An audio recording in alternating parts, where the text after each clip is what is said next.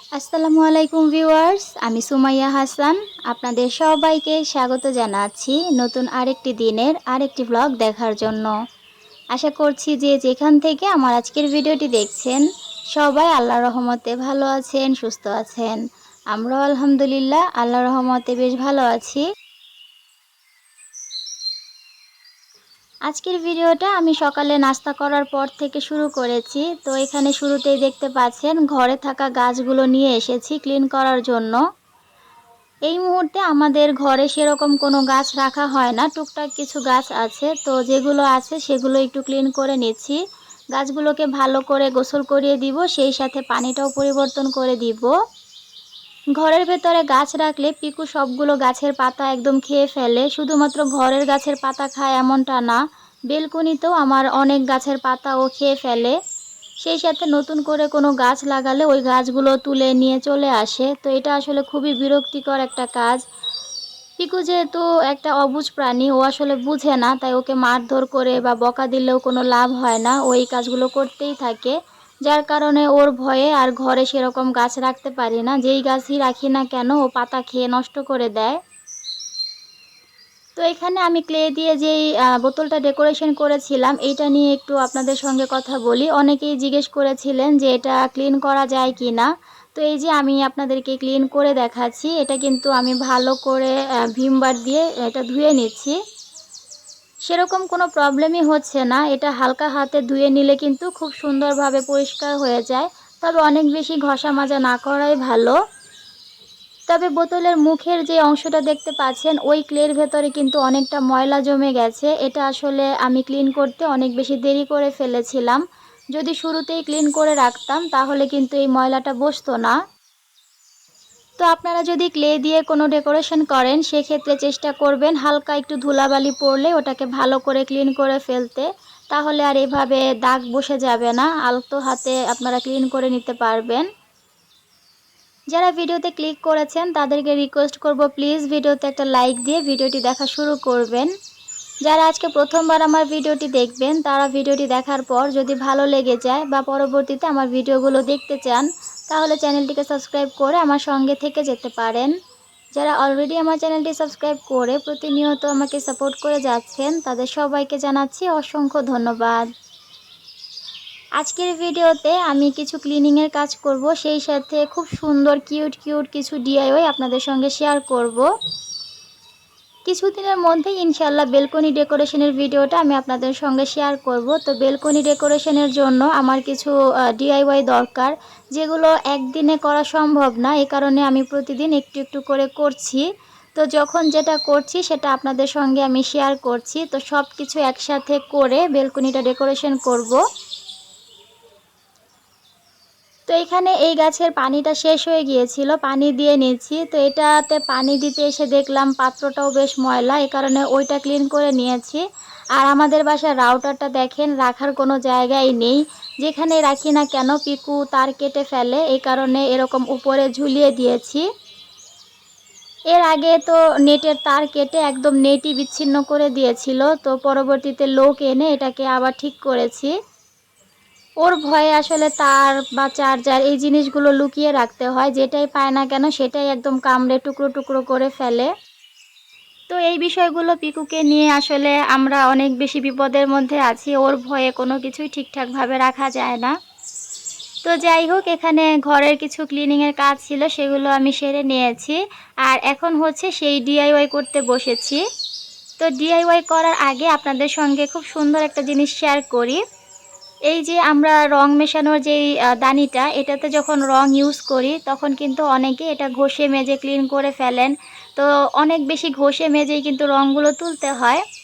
আপনারা যদি সেটা না করে রংটাকে এভাবে শুকিয়ে নেন, মানে এটাকে ওভাবেই রেখে দেন, তো পরের দিন দেখবেন রংটা একদম শুকিয়ে যাবে। আর এভাবে আলতো হাতে টান দিলেই কিন্তু সুন্দর মতো সবগুলো রঙের যেই কভারটা সেটা উঠে আসবে। এতে করে এই দানিটা একদমই ক্লিন হয়ে যাবে, আপনাকে কোনো রকম ঘষা মাজা কিছুই করতে হবে না। আজকে যেহেতু আমি কালারের কাজ করব, তো এটা নিয়ে অনেকে অনেক প্রশ্ন করবেন, তাই ভিডিও শুরুতে কালার সম্পর্কে বলে দিচ্ছি। আপনারা চাইলে এই ধরনের অ্যাক্রিলিক কালার দিয়ে এই কাজগুলো করতে পারেন, এছাড়া অ্যাক্রামিনের কালার দিয়েও করতে পারেন। আমি সবসময় অ্যাক্রামিনের কালারগুলো দিয়েই করি। অ্যাক্রামিনের কালার এই যে দেখতে পাচ্ছেন, বড় সাইজেরও আছে, ছোট সাইজেরও আছে।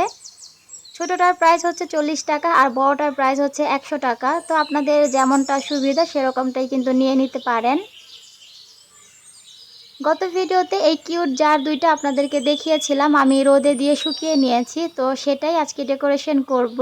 তো প্রথমে আমি দুইটা জার নিয়েছিলাম, তো পরে মনে হলো যে এই জায়গা সাজানোর জন্য আমি এটা কাজে লাগাবো, ওখানে 3টা জারের দরকার, তাই পরবর্তীতে আমি আরেকটা জারও ডেকোরেশন করে নিয়েছিলাম।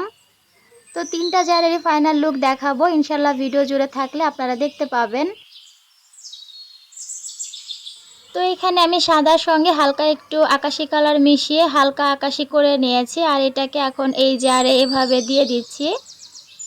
এর আগেও আমি বলেছি এভাবে তুলার সাহায্যে যদি এই রংটা বসানো হয় তাহলে খুব সুন্দর মতো বসে আর দেখতেও ভালো লাগে, সেই সাথে কাজের ফিনিশিংও খুব ভালো আসে।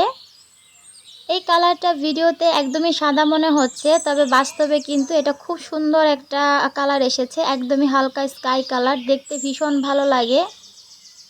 এরকম হালকা কালারগুলো একদমই আই সুদিং মনে হয়, আমার কাছে কেন জানি খুব বেশি সুন্দর লাগে এই টাইপের কালারগুলো। তো এটাকে আমি হালকা আকাশি কালার করেছি আর এটাকে হালকা পিঙ্ক কালার করেছি, এটাও আমি পিঙ্কের সাথে হোয়াইট কালার মিক্সড করে এই কালারটা করে নিয়েছি। দুইটা কালারই কিন্তু শুকিয়ে গেছে, এখন হচ্ছে ডেকোরেশন করব। তো ডেকোরেশনের ক্ষেত্রে আমি বরাবরই অনেক বেশি টেনশনে পড়ে যাই যে কি দিব, যেহেতু আমি আঁকতে পারি না খুব একটা ভালো, তাই আঁকা আঁকির কাজ করতে গেলে আমাকে অনেক ভেবে চিন্তে করতে হয়।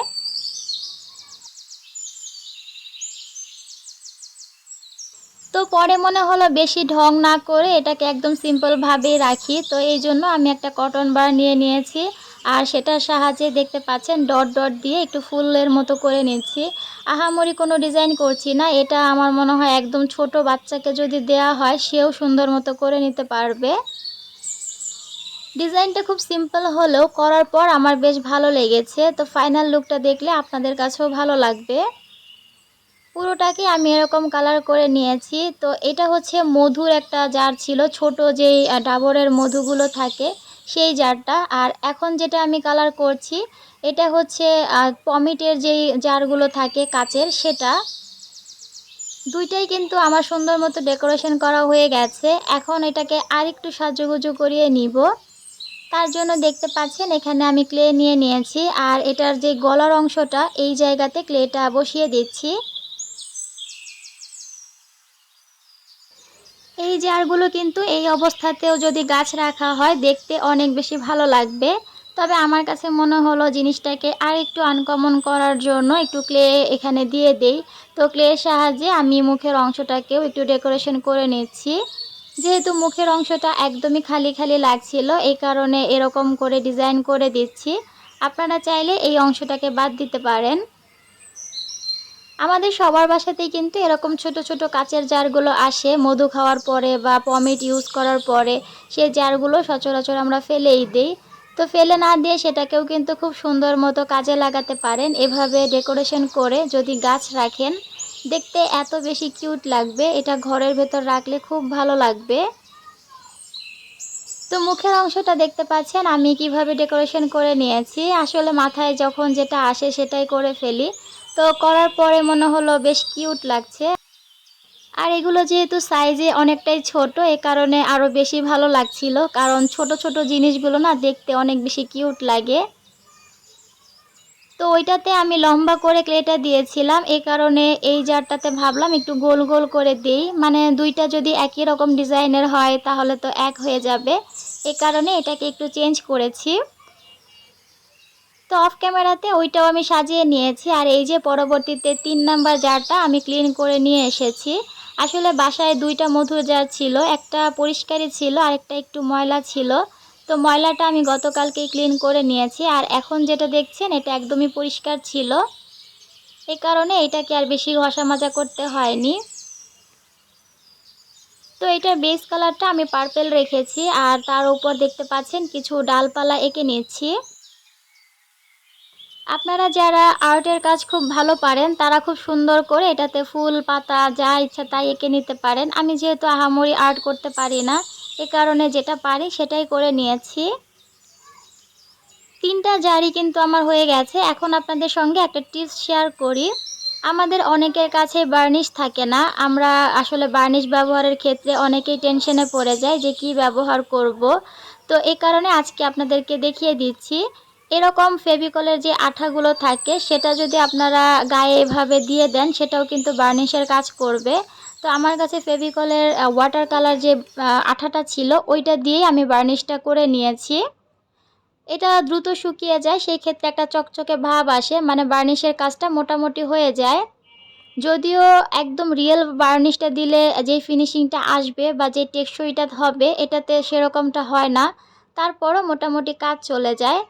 তো আপনাদের কাছে বার্নিশ না থাকলে আপনারা এভাবে কিন্তু আঠার সাহায্যে বার্নিশ করে নিতে পারেন।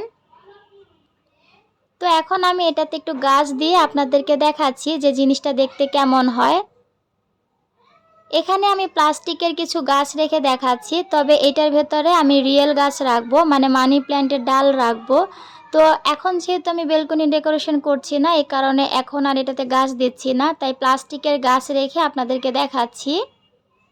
গাছ রাখার পরে কিন্তু অনেক বেশি সুন্দর লাগছিল, তবে আমার চোখে সুন্দর লাগলেই তো হবে না, আপনাদের কাছে কেমন লেগেছে অবশ্যই জানাবেন। আপনাদের সুন্দর একটা কমেন্ট আমার কাজের উৎসাহ অনেক বেশি বাড়িয়ে দেয়, তখন আরও নতুন ভিডিও বানানোর উৎসাহ আসে। তাই সবাইকে রিকোয়েস্ট করব অবশ্যই একটা সুন্দর কমেন্ট করে আপনার মূল্যবান মতামত জানাবেন। আজ এখানেই বিদায় নিচ্ছি, সবাই ভালো থাকবেন, সুস্থ থাকবেন, আল্লাহ হাফেজ।